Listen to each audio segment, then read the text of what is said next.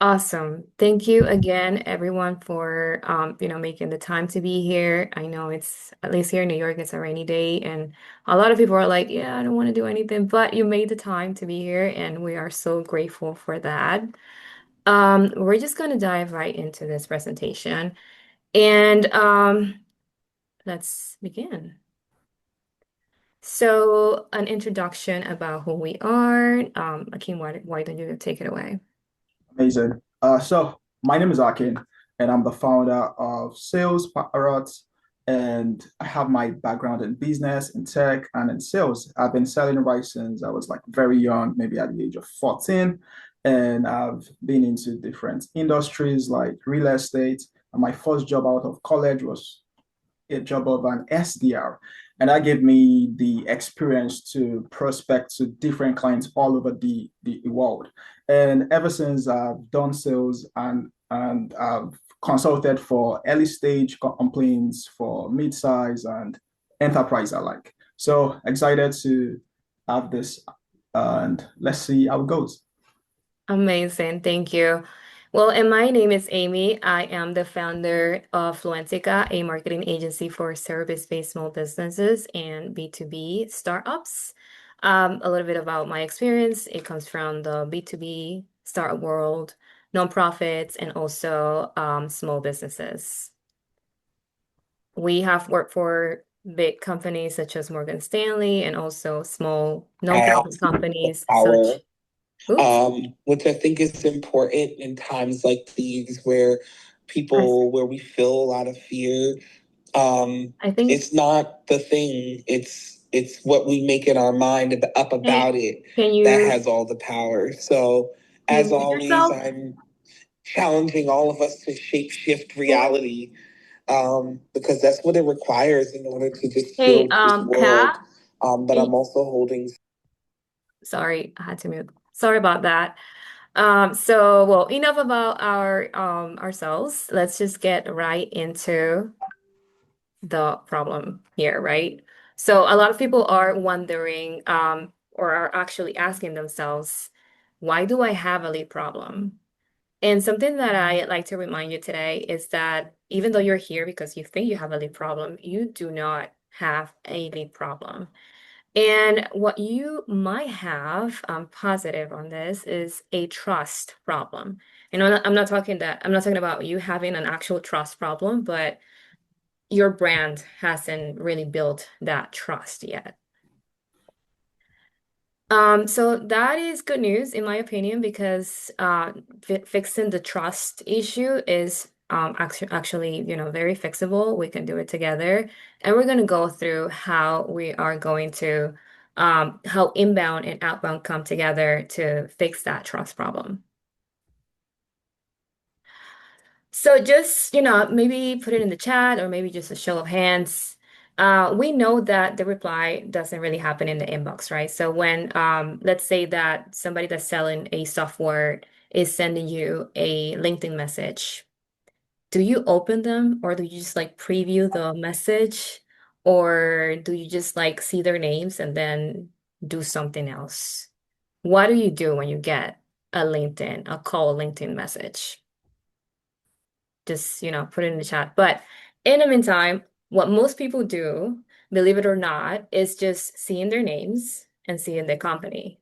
They either search for the company on, within LinkedIn, or they just go on Google and then Google them, Google their names, the brand that they work for, the business that they work for, and they start looking for information, right? So let's say they go to the website and they learn about you, they go on LinkedIn and they start looking for proof. Hey, do you actually do this? And how do you do it? Can you show me? And sometimes we're just looking for validation and seeing who you have worked with. And I'm just gonna throw some facts out here because I don't want you to think that I'm biased. Even though, I have had a lot of conversations about this, but the reality is that B2B buyers spend only 17% of their buying journey meeting with potential suppliers, which means that only 83% of their decision making only, right, happens without you. And what that means is that they don't get on the phone to, right after getting a message or call message from you to close a deal or to ask about you, because obviously you as a brand are going to say that you have solved, all types of problems. So the decision doesn't really happen when they're talking to you. It happens somewhere else. Just another fact, 57 to 70% of B2B research happens before someone even talks to sales. And that goes back to the to how they work, right? Like their journey into becoming a client. They look you up and then they see what you offer. They see if you can actually solve their pain points. And then they might get on a call with you or just an email or, just a kind of like a warm message on LinkedIn. They need to have a form opinion about you before they even get to talk to you or like hit reply for that first email to that first email. So inbound, and this is completely real, inbound does not create demand. Actually, it removes doubt. And that's exactly what most B2B businesses are facing right now. They have this problem. They think that inbound is immediately going to get them leads. But in reality, what it does is that if somebody is reaching out, just a cold email or a LinkedIn message, what inbound does is it removes that doubt before they even have a form opinion about your business. And with that, outbound actually creates motion and inbound removes that friction. So like how does it remove it? Again, going back to how your business, sorry, needs to build a presence with credibility and social proof. That way, whenever somebody from your sales team reaches out to them, they already have that informed opinion about who you are and if you can actually help them. Another fact, I think this is the last one I'm throwing here, but 81% of buyers say trust is the deciding factor in purchasing decisions. So, us as regular consumers, we don't just go around and, throw $10,000 on a software a month just because somebody messages on LinkedIn, right? I'm sure about that. At least, I might be biased, but that is the way that I work. It's kind of like being in a relationship, right? If you're dating, it doesn't mean that that very same day of your first date, you are going to marry that person. It kind of works the same way because you're giving them your all basically and your trust. So you might be wondering, okay, so what do we do? How do we build that trust factor for my business, within inbound? And I'm not going to go into social media and like tactics, right? Social media, blogs, and you should do X, Y, and Z because we already know that, and I'm sure your businesses already have online presence built, around different channels. So I'm gonna go through the three C's, that's what we call it. And this is what is going to help you reinforce your current online channels. The first one is clarity. So the first thing that you need to have defined is your ICP, your ideal consumer profile. Who are they? Who is my product for? What pain point am I solving? That Why was it good. matters? Oops, excuse me. Does anybody have any questions? Okay, awesome. So you have to have clarity around your brand because if you have clarity, it is going to be easier for people to understand what you do and how you solve their problems right away. Let's say, for example, they go to your website and then the first thing they see is the hero message. And then in the hero, you're not really saying what you do, right? Or you're just saying AI, AI, AI. But then is that really something that's going to make you stand out from the crowd? In fact, Google shows that users form an opinion about a website under 50 milliseconds, which means that if you get them right when they, arrive on your website and they see the hero and you get them right away, they're most likely to engage with your entire website before they reply to that cold LinkedIn email. So the second C here is credibility. As I was saying before, you need to know who you're giving your business to before you even get in contact with them or before you even get into an engagement. 62% of B2B buyers can create a vendor shortlist based solely on digital content. So it is so important that your businesses have an online presence. That's correct. But it needs to, again, have clarity around the message and how you solve people's problems. But you also need to have proof. And we show that by, creating case studies, framing results, how you have brought results for your clients in the past or, in the present. And you need to also name examples. That way people are more likely to see themselves in those examples. And the third one, and super important, is consistency. It's kind of usual that when marketers deploy a strategy, they do it only for 3 months because they don't see results right away, right? And sometimes they just drop it and they're like, let's do something else because this is not working. And in reality, for a marketing strategy to work, especially for the B2B in the B2B side, you need to be mindful of what your sales cycle is, and then from there you need to make a decision of how long you're going to be running with that marketing strategy. And that goes back to consistency. You need to be consistent throughout that period of time that you're giving yourself to try that marketing strategy. That is one part of consistency, but then the other one is also brand consistency. Just make sure that your brand feels across, the same across all different channels. So for example, if your LinkedIn says you do X, Y, and Z, then your website should say the same. And also branding is super important because if you're seeing, certain colors on your LinkedIn, you should also see the same similar colors on your website. That way people start building familiarity, and they start feeling like they know your brand personally. So now that we have gone through all of the C's, I am going to walk you through a quick example of how that comes together and how that helps with connecting inbound to outbound and actually make it work so you can get your calendars filled. So for this specific example, we work with Copath. I'm sure that, I know most of you guys here are in the tech industry, and Copath is a nonprofit organization, but it's mostly known for their students' audience. So they help early tech talent get jobs, basically. The only problem they had, and we actually work with I'm sorry, for their Emerging Engineer Summit. The problem they had is that they didn't really have awareness around that specific summit. And that CoPath, again, it is known by the student side, but not really by the B2B side, which is more on the employer, tech companies, and recruiters.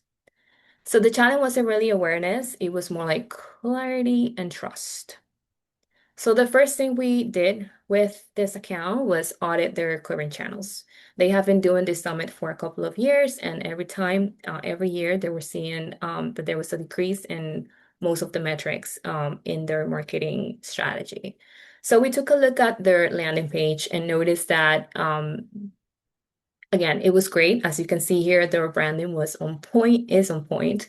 But when they arrived on the landing page, these are screenshots of the landing page. The first thing they saw was Emerging Engineer Summit. And as I said, they didn't really know what the Engineer Summit was, or they thought that it was for students and not for recruiters. So that was the first thing. It was more like their message was focused on event logistics rather than the pain points that they solved, right? Same thing with the following section, why attend. It was more focused on value proposition, and it wasn't really it was similar to the same content. It was similar to the content that other competitors were putting out there as well. Here is a screenshot of the blog on the top, and they had really good content talking about how they can solve certain problems within the industry. But again, it was more focused on product features rather than the pain points. And it wasn't really their blogs weren't really talking about or talking the same language that their ideal audience was speaking at the moment. Same with these two creative tiles here at the bottom. Um, Product features, amazing, but what are they solving? In fact, when we started working with them and when we Googled them, we noticed that COPAT appeared again as a student driven nonprofit organization, and they were really not signs of the Emerging Engineer Summit for recruiters. So what we fixed here wasn't really traffic. It was more of, friction because they also had an outreach campaign going on and it wasn't really working because their inbound wasn't established. So who was it really truly for? What problem were they solving? And how do we prove that they have solved these problems quick? So first things first, again, defining the ICP, knowing what they want, what they like, what they need at that moment. The second was framing the solution as precision in hiring because we discovered through research that what they needed for what recruiters needed was more precision in hiring rather than other features that they were promoting at the moment. And third one, we needed to check that credibility box. How do we structure the content that they already had and the case studies in order to make that narrative consistent across all channels? So with that, this was a big campaign. So I'm just having a couple of screenshots here so you can see how that comes together. For example, this was the after of the landing page. We had two different landing pages to test which message was resonating better with the audience because we also had a LinkedIn paid ads. So we needed to see which one was connecting a little more. And as you can see here at the top, it says curated pre-vetted talent ready to join the team instead of having the name of the company because again, awareness wasn't really their thing.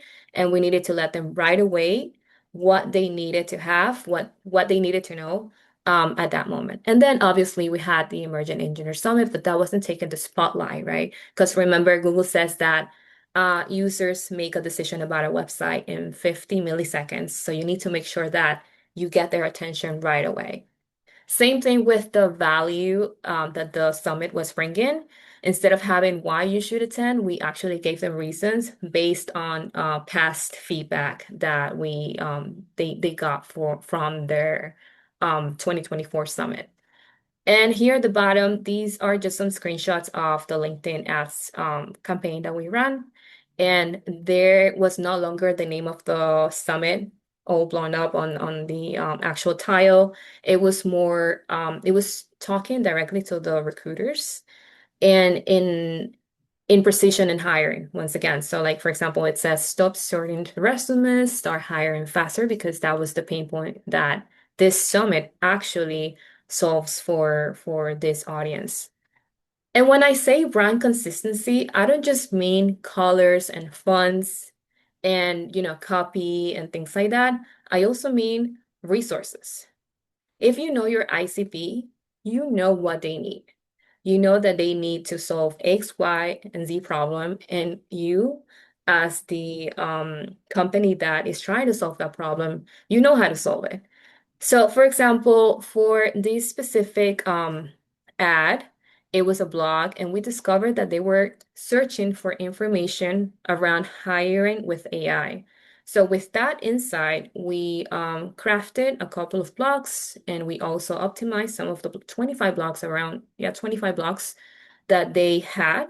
We optimized them around the searches that these people were having on Google. In fact, we used this as a LinkedIn ad. So, and it was the one that had the most engagement. Not only did it have engagement on LinkedIn ads, but like after a month and a half, Google was able to pick it up right away. So I'm sure that everybody here wants to be part of the AI overviews answers, and you can do this. You can do this if you're actually answering the questions that your ICP is having, right? So, for example, here at the top, we knew that there were recruiters were looking for answers around hiring with AI. So we crafted information to help them with that, with the questions that they had around AI. Same here at the bottom, recruiters were looking for summits near them, summits in or conferences, around hiring and things like that. And with the blocks optimization that we had with this account, we were able to also be part of the AI overviews. And again, yes, we can talk about um, you know, optimizing it with keywords and LLMs and things like that. But remember that you always have to answer questions that your target audience has. That's the most important thing you need to think about when you're crafting your content. So once again, and this is a reminder that I like to do is outbound creates motion and inbound removes friction. Always remember this. Inbound is not going to create immediate demand in most cases. So with this, with the C's, the three C's, that we like our approach here, Fluentica. Once the trust layer was clear, outreach was accelerated. So as I said before, they had inbound. We were in charge of that aspect of the campaign, but they also had outbound. And with that, since we already established the inbound and we already established trust with people that were looking for this specific solution, we were able to increase their open rates by about 22% with the nurture campaign that they had after, positioning improvements. And we also increased the CTR within those emails by 12%. And this was without incentives. Mind you, in 2024, they had a low CTR and they even had incentives. And the most important thing here is that they were able to decrease their campaign budget by 70%. All this while increasing campaign performance, organic and paid. So again, you know, if you only do outbound, you are creating activity, which is good. If you build trust, infrastructure, then you create momentum. And remember that momentum fills calendars. Speaking of outbound and momentum, I'm gonna pass it to Akin. He's going to take us through how we hold momentum without, putting too much effort in outbound. Akin, take it away. Absolutely. And thank you very much, Amy, for giving that amazing workshop, which I've actually picked a couple things that I would actually implement internally as well. So let us talk about outbound. And I think this is where a lot of people get scared because, you don't want to send messages, you don't want to do outreach, there's a lot of rejections, but it can be simpler. Let me show you a very quick example. Let us get into it. If we go to the next slide, I'm very sure you have sent something like this before. If we go to the first slide, we have sent a message like that before. And once you see this type of message, the instinct in you as an human is not to respond. And, it's not something that you are cautious of, it's just natural of us. And I'll show you the exact reason why messages like this don't work. Okay. Next slide.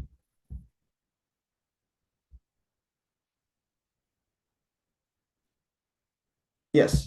So there is something I call the science of association. The way this works is once your brain signals some certain words, it associates it with an outcome. Example is one of the opening line that most people give or use when they are trying to do outreaches. I noticed that your profile, this, I noticed something on your website. I noticed that you just changed jobs. That is always the generic line.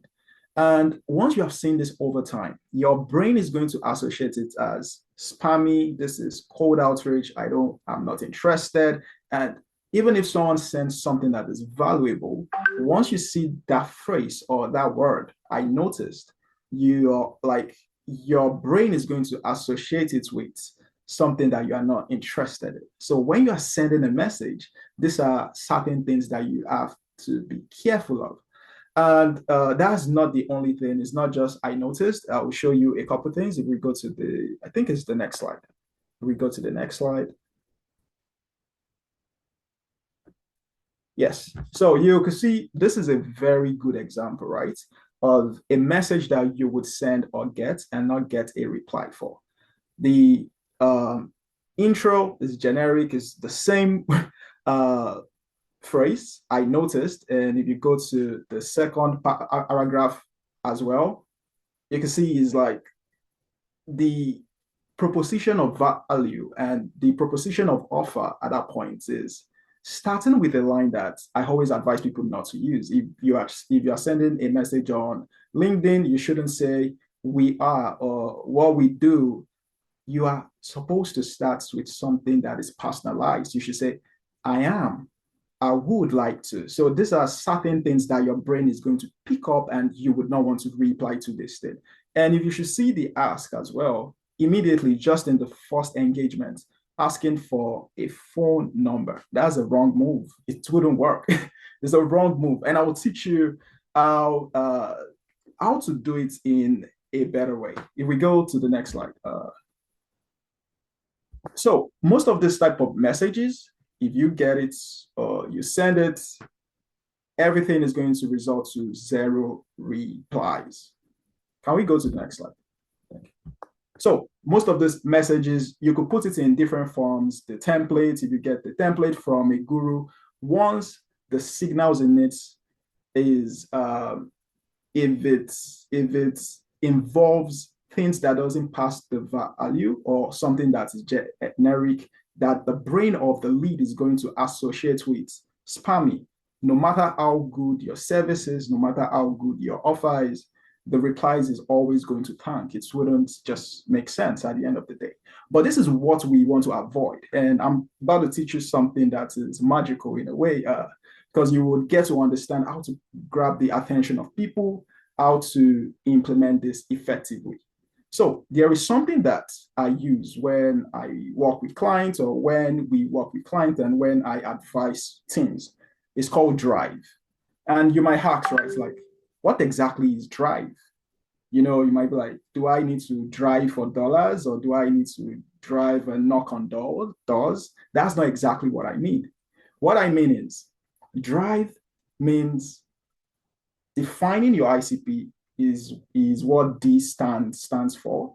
And the R stands for refining the message. So you have to first define your ICP.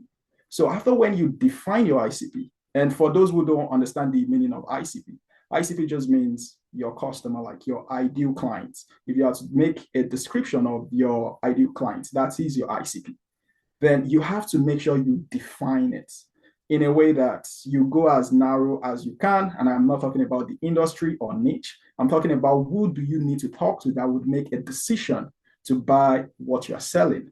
It could be the VP of product. It could be the director of HR. You have to identify who exactly are you selling to, not just the company that you are selling to. So when you define your ICP, that would help you refine the message. So when you refine the message, the next step is initiate engagement. And this is where a lot of people get it wrong. You want to initiate engagement and then up on a call. Most times it doesn't work. If you are extremely good, maybe, but before you get extremely good, it takes time. So this is the method that I always tell everybody to use. Drive. Define your ICP. That would refine the message. Then you initiate the engagement. Then you value the conversation. I would teach you a couple of things on how to value the conversation as we go on. And then once you value the conversation, you are able to end the call. So you might be like, so how do I implement this? Before you implement this or on the journey of getting to implement this, there is a psychological journey that a lead goes through when they get the message. So you are excited to know what happens when I send a message out. This is exactly what happens. And it's natural, it's psychological, it's nature. The first thing is they get the message, they scan through.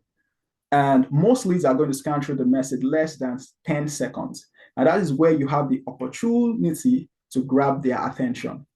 If you use those generic lines like, I noticed, you have lost them. They won't even open up the message. They won't even remember that you sent them a message. So you have to make sure that you don't use any line that will trip them off. It's just natural. You have to use a line that is complementary and it disrupts the pattern of what they have been getting. If you won't take anything out of this workshop, just take that. Make sure you don't use generic lines as your opener. If you can't come up with a line that is good enough, skip it. That's just the best thing to do. Then, if someone gets your message, right, the intro line, they go straight to the next paragraph, which is meant to be where you paint your offer, where you paint what you do. In this case, this is a vivid example of what I implemented and what we have done for a couple of clients that actually worked. You want to make it as brief as possible. And you do this including or involving some signals that will make your ICP feel like you are speaking to them, like you are speaking the language that they want to hear. In this example, this is an example of the owner of an M&A firm. He also has a company that runs AI, is a big shot, and I know vividly that he is interested in the name dropping that I did here, and it caught his attention. And the subtle ask as well, when you are trying to get the CTA, if you are trying to end the call, you don't just ask for a call immediately. So if we go to the last line, which the last line is meant to be to initiate the next step. And immediately, the next step was just, I would like to get your feedback on what I'm working on. Immediately, it said, let us hop on a call. I didn't even need to do a lot of back and forth. And this is the same system that we implement for the clients we have. So, but this is still part of the journey, right? When someone gets your message, they scan through it, they try to see, is this something that I want to engage with? And they make that decision in less than 10 seconds. If you're able to grab their attention, then they just don't want to answer anyone, right? They want to know, is this somebody I should give my time to? Because they are busy. What they do next is check your profile. So this is where a lot of people would actually miss it. If we go to the next slide, they check your profile. If you go to the next slide, I'll give you a vivid example of, so I'm using myself as an example here. So I'm saying this out of experience, right? I've experimented a lot. You know, I'm very sure like what caught your attention as you got to this page is the profile that is on the right, because it looks like a landing page. And that's something people should understand. Your LinkedIn profile is not your resume. You're a business person. Your LinkedIn profile is your landing page as a business person. Someone should be able to open up your profile and immediately understand what you do and how valuable you are. People would make assessments. There is no one that has a preconceived notion about you. You tell people who you are. And the easiest way to do that on LinkedIn is your profile. Once you're able to grab their attention with the message, they want to fact check you. They open up your profile. So you have to make sure that it's clear.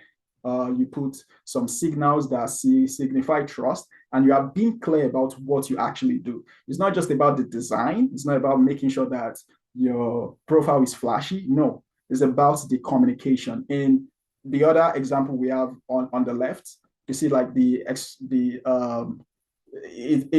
was actually very vague. I'm building some sociological structures. It's vague, like what do I do? I mean, it's not that clear. So this is something that is important. And for some leads that are curious enough, if they are sold, what happens next? They click on your website. They want to know, okay, this sounds good. Let me see what you actually do in full. I'm interested now. And they check your website, right? If your website is not consistent with the message that you have on your profile and not consistent with the message that you send them, you might lose them at that point because you are saying a lot at the same time. that goes to what Amy said earlier. You have to make sure that your messaging is consistent in your outreach and in your inbound assets, which is maybe your SEO, your copy, and your profile. You have to make sure that the consistency is there. So that's like the journey that a lead would go through when they are trying to engage with you. But you might be like, absolutely, you are ready to go out there and implement a couple of this, which would work. But there are some realities that you have to understand as you try to implement this. And the first thing is, before you can achieve what you want to really achieve, before you can get the outcome, it usually takes an average of a month to three before you can really understand. And the reason is because you might need to refine your ICP again. You might need to keep refining your ICP, and that would inform refining the message. You should remember what I said. You should remember what I said earlier, guys. Like drive, you define your ICP, but that might happen over and over again. You have to define your ICP based on the feedback you actually get, because you might think maybe those who make the decision to buy what you are looking to sell is the VP. It might not be the VP, it might be the director. So you might need to define your ICP, and that would refine the message, because different ICPs would have interests that are not aligned. And the next thing is, this is something which I think everybody needs to take home. You need to pay attention. If you have to write this down, write it down, because most people don't talk about this. And I understand why they don't talk about it. This is the dangers of using a template, because you can be in the same business, the same stage, and the same state with someone, and your message, in order to convert clients, would be different. You can use the same message and it wouldn't work. And the reason is just because when you're trying to do outreach, right, you are doing it from a personal standpoint. So how you capture attention might be different from one another, because I might have some credentials that are fancy, and someone that is in the same business as me might not have been to Harvard or might not even have an MBA. So how would you be able to capture the attention of the person if you don't use that type of lingua? You have to understand how you could craft your value prop in a way that aligns with yourself, with what would work for you. So it's not going to really work if you try to take a template and you use it. You have to refine what would sell you for you, not just something you copy. And the next one, which is important for people to understand, is, and I like explaining this, right, because this kind of touches at the phenomenon which we are humans at the end of the day. If you want to implement this at scale, if you really want to get results, you might need to do this for like 20 hours a week, which might result to 90 hours a month. And that is the importance of building a system. I get it. There are hardworking people here. You could be like, yeah, I could sit in front of my laptop every day and send messages to 100 people every day. It's not really about the hard work. It's about the emotions involved. It's about the emotions involved. And I have been in this because I have run an agency for a couple of years. I've been in business. I've been doing outreach since 2016 or 17. I've been doing outreach ever since. So I understand the psychology behind it. What happens is, once you send messages the second week or third week, the natural instinct would kick in, the emotions would kick in once you don't get a reply, and you would naturally stop, right? So that is why it's important to build a system. And you have to understand, ideally, outreach is not magic, it's a process, and it's important to build a system that scales. Please try to hold that at the back of your hands. Next slide, please. So to put this into practice, I gave a couple of real life examples right here. This is something that happened recently, to tie to what Amy said. In this case, right, this lead got the initial message. The campaign that it was part of was a campaign of over 200 leads or 300 leads. We did the campaign using my own account and using the system we have. The first message went out and it went through the ideal leads journey. It's natural. You can't fight it. He checked the profile. It seemed impressive enough. This sounds interesting. This is something that is relevant. And then he went into the website and he saw that the messaging was consistent. Then he came back into the inbox to reply and he initiated the conversation and he was able to onboard using our platform. As simple as that, right? So this shows the ideal journey in which a lead goes through is natural, is psychological. That's just how we operate on default. So next slide, please. Another very good example, which this was an example that I gave earlier. This was a big shot, is in the M&A field. He has run deals that worth millions of dollars, if not some billions of dollars as well. Immediately he got this message. He saw the value prop. We made sure that the relevance and the signals is actually very clear, and the ask is very soft. And immediately he sent his email. He said, "Let us talk." So this is a real life example, and this is the same type of system that we use for our clients. And it varies, right? Depending on yourself, ICP, you have to understand these things. Next slide.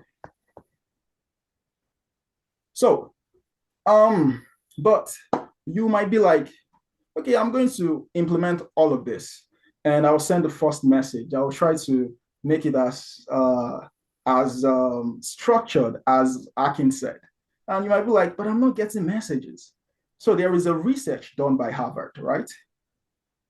Most leads reply after the fourth follow-up, but most human beings wouldn't survive the second follow-up. Once you send the second message, everything in you is telling you to stop. It's natural. It's just natural. That is why I said earlier, it's very important that you rely on systems.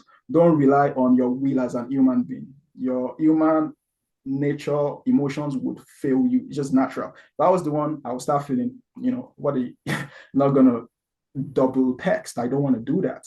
But you have to rely on system because this is humans will always. So in this case, when we send the first message, the second one, I didn't do this in a manual way. We used our product. The second message went out, he didn't answer. Then the third one ended his reply. And he even thanked us, or he thanked me and saying, "Thank you for following up." But naturally, we think, I don't want to annoy people. You have to understand that people get busy. Some people might be interested and they might not just have that time to reply. But there are some things about follow-up. I'll just give you a tip that I see people make that mistake every time. Once you send a block of message, the follow-up should not always be a block of message. Once you send another block of message, you have lost the person. It's natural. Once, because it's like, imagine, right? If you send a message and you send a block, if you get a message, which is a block of message, and you read it, but you wanted to reply, and the person now sends another block of message, naturally, is a lot of work. We don't want to do a lot of work. Like blocks of message, what's this? It's spammy, you won't answer. You have to make it just a single line. Any thoughts on this? So that is going to trigger the person to want to read that message you sent earlier, and then you get the reply. And this additional thing that I had about follow-ups is, as I said earlier, there was a research done at Harvard, which they were trying to understand how many times do you need to follow up with a lead, or what is the ideal number of other times that would actually make sense. And it will surprise you to know that you could follow up as much as 17 times. Naturally, right? You'll be like, I can't follow up 17 times. It's going to be spammy. I don't want to be annoying. But this is sales, You can follow up 17 times, but not through the same channel. So if you follow up via LinkedIn, try to back it up with email, or try to back it up with a call, say, "Hey, I sent you a message on LinkedIn," things like that. I wouldn't recommend you send like 17 messages in a row. It might get annoying. So you have to find a way to use multiple structures to implement that. But 17 times, that's what the research says. So if we go to the next slide. And the campaign that this was run on has yielded over $80,000 in pipeline. Like the revenue that is in pipeline is over $80,000. So for the follow-up works, if you do outreach, it definitely works, but you need to do it in a systematic way. Don't rely on your human will, to fail. It's just natural. You have to rely on systems. So to recap everything that I've said earlier, we get to the next slide. Always remember this technique. Drive. Don't miss any part of this. You have to define your ICP, meaning you have to understand who you are trying to sell to. You might even have to understand who you are trying to sell to more than you understand yourself. Because the whole goal of an outreach is to get on a call with the client. So if you are able to get on a call with the client, you'll get all the answers you need. If you need to do something about your service, you need to change some certain things. So you have to understand your ICP. You have to define your ICP. Then that would refine the message, then initiate the engagement, and then you have to value the conversation. One tip I will give about valuing the conversation, which a lot of gurus online would have taught you this, but it doesn't work in real life. Everything I'm saying is practical. I've been in the trenches doing this. So I understand how the human brain works very well when you send a message or when you are trying to converse with people. A lot of gurus are going to tell you should fake being busy. If a lead sends a message, don't reply very fast. In the real world, it doesn't work that way. You have to value the conversation. If someone sends you a message and they are trying to engage with you to buy or to understand better about what you are doing, reply as fast as you can. The more time you leave the lead, how can I put this? The more time you waste not replying that lead, the more likely the lead is off the table, right? So you have to value the conversation. And the reason is because that lead is possibly talking to multiple vendors at the same time. And the fastest cat is going to get the fish. Remember that you don't need to fake being busy. It doesn't work in the real world. And then you have to end the call after you value the conversation. So always put this at the back of your mind. DRIVE, drive. That's the way you drive more sales using cold outreach. So thank you. If you have any questions for I and Amy, very happy to answer, and let's explore. You can open your mics or send us an email. Yeah. Daniel, floor is yours. Lessons, excellent presentation, both you, Amy, and Akin. I wanted to just clarify that the rule of thumb is to always send a connection message. So do away with the block messages and noticing and all these connections. Just focus on, hey, I'd like to connect. Is that correct? At all times? So based on, because when it comes to outreach, I like to study the data. When you send a message along with a connection request, it reduces the chance of it being accepted.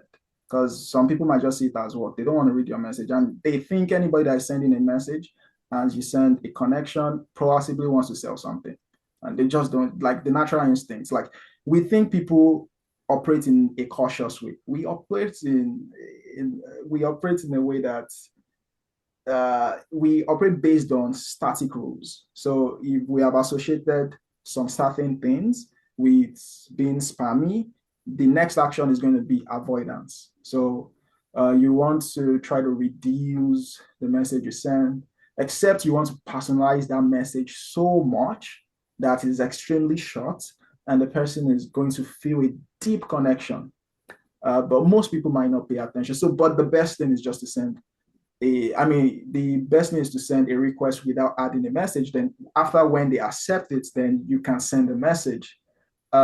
Most people before they accept the request, they would read the headline you have or the title you have on your LinkedIn, Yeah. and if it is interesting enough, they will check your profile. That was why I said your profile is your landing page. So everything you want to communicate through a message that you want to attach with the LinkedIn request, it's better to just make sure that you communicate it through your profile. They should open it and feel, oh yeah, I want to connect with this person.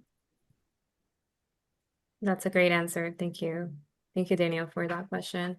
I have another question here in the chat. Let me read this question really quick. So I know we have only a couple of minutes.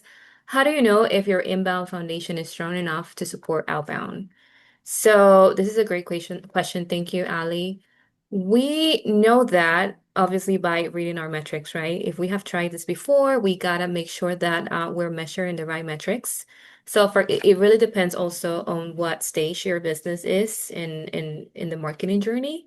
So let's say that your business is completely new and you're just building awareness, right? So we're looking at metrics like impressions and reach and seeing how many keywords, for example, are getting those impressions that your business needs. So it really depends again on the in the stage that your business is. If you got to take a look at also the funnel. And there are other factors that you need to be mindful of when you really want to make sure if your inbound is actually supporting that foundation for outbound to work. And also, something that we don't really talk about often is feedback. If you already have clients, just ask them. So why do you like working with us? Or, give us any feedback around our brand and how do we make you feel and, things like that. And you'll get, qualitative research, which is usually expensive in marketing, and you can just do it with your current clients. We have another question. I can't see the names. A days. I'm sorry if I'm Well, that's okay. Adeze, a thank day. you so much for this presentation. I was just in the process of setting up a LinkedIn thing, and I was like, this is perfect. So here's I have an organization, African Women in STEM. That's pretty much what I build my brand around, which is, working with women in STEM to move them to help them advance their careers and move them into leadership. This year, I decided to pursue like B2B, but it's not tied directly to that. But it's still in some way because I focus on, tech companies and companies with, STEM professionals and things like that. Um, it's not with the same company in a sense, just because of, I just felt it made sense to separate them. Um, so where I have a problem now is if they if they look up a lot of things that have happened over the time, it's gonna be, what my brand has been over the last couple of years. So how do I work that? Because I don't necessarily want to make this the face of what I do in a sense. So I mean, but yeah. So how do I do that? I don't know. I mean, I have worked with, other companies like, done things with them, and that's what I can show, but it's not necessarily front and center online. Is Yes. the question for me or Amy or both of us? Both of you. I All mean, right, it's both of you because Amy it can has to go. do with inbound and outbound. Because Amy talked about like they're gonna go check you out, and then you talked about like if you're reaching out, they're also gonna go check you out in a sense. But yeah, Take it away, Nikin. Okay, yeah. So as we said earlier, right, your inbound asset is important, but if you are in a situation that is dicey, so if they check you out, right, are you saying if they check out the website or if they Google you, they would see something different? Is that what you mean? yeah. So a lot of my focus is like I was doing a lot of B2C things, right? So, but I still talk a lot about leadership. I have a podcast on leadership. What I'm going to be doing with companies is still around leadership. So technically, that's what I do is not different, but like the brand that I built is more like as a founder of African Women in STEM, and you know what I mean, and that's my website and all of that public facing stuff, right? But the messaging across all of that is still around leadership because that's also my focus in the community. So Mm, it now I'm trying to get into B2B. right. I don't want to change everything completely, so Yeah, I'm kind of like, yeah. I feel That like happens a lot. Mhm.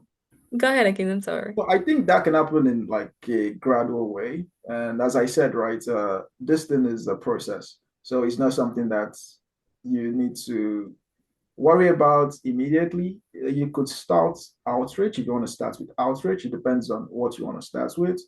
If you think the way you drive traffic, people go to your website, then you have to make sure that you work on the messaging on your website. It depends on what you are, it depends on the channel that you are using as a funnel. So if you are doing outreach, people will most likely check your profile. One thing about checking your profile, even if you don't want to condense the message of what you are looking to do now there, let it still speak highly of you in a way that they want to associate with you. They want to open a call with you. Because the whole goal of doing an outreach is just to end a call. It's not necessary that they buy on that same chat. There is nobody that is going to make a decision to buy anything that is above $5,000 by just getting a message from you. They want to get on a call with you and get to know you. So yeah, that's the way I would approach it. It could be gradual, and with time based on the feedback, maybe when you open a call with them and they are saying, I didn't know that you do that. I checked your website, then you know, oh yeah, okay, I should go check. I should change this on my website. Or I Googled you and I saw this, then you know, oh, I have to work on SEO.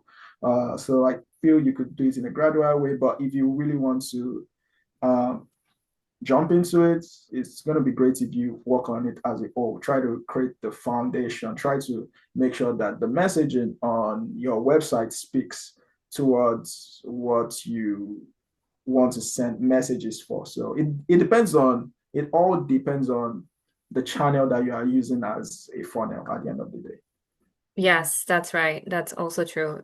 That's why you need to define the ICP. We were talking about ICP a lot. It's important because I understand that sometimes people even have three businesses within one website, for example, but they know that the only business that actually converts through the website is business A. So you don't really have to put too much effort on business B and C, right? But that's one thing. And then the other one is that if you want to be discovered through the website for all of your businesses within that same website, then it's going to be a little difficult for Google to pick up the information that you're feeding it. So again, always go back to defining your ICP. That is the foundation of any marketing or outbound strategy. But happy to discuss it also after this call. If you like, we can explore it together. Yeah, that would be great because I Great. mean, like my current website is not going to have anything about like the B2B because that's not what it's about. But it's the website they're going to see if they search for me on Google Right. because the other company is separate, but it's not out there. You know what I mean? Because it's Yeah. still have to separate it too and kind of make it is a new thing and whatever. But yeah, I would love to talk to you. Thank you. Yeah, of course. Alrighty. We have more questions, but I know we are at time. Just one last question. Uh, So this is for you, Akin. Is the outreach going from my LinkedIn account? And do I need a sales navigator?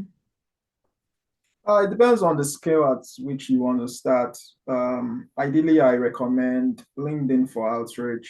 It's possible to do emails as well, but emails recently, to do it at scale in a way that you could catch the attention of your ideal clients. Uh, I'm sorry to interrupt, Akin. Can you do this from the platform, from the SalesParrot platform? yes, exactly. Yeah, you could Yeah, do LinkedIn outreach there. Yeah, directly from there. Okay. And do you need sales navigator for this? you don't need it, but if you have it, great. But you don't need it for it. Amazing. Alrighty. So thank you so much, everyone, for joining us today. It's been so great to, have you here, and we'll be sending the recording and also the presentation in an email by tomorrow. And if you have any questions, we're more than happy to connect with you. We can connect via LinkedIn or email as well. I'll be more than happy to, talk to all of you. And so is it can. Thank you so much and have a great day.